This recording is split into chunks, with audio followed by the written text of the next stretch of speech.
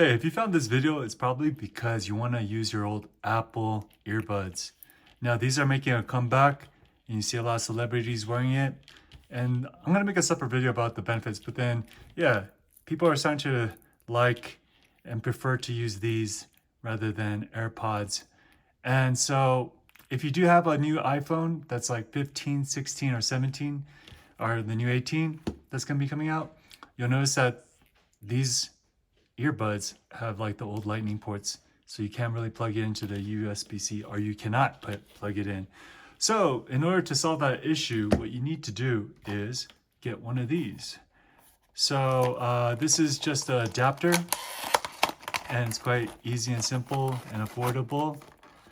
I'll put a link, but what it does, it allows you to plug in the USB-C, and then now you can get the lightning port and plug in, or the lightning insert and plug into the port, and voila, now you can use your Apple earbuds.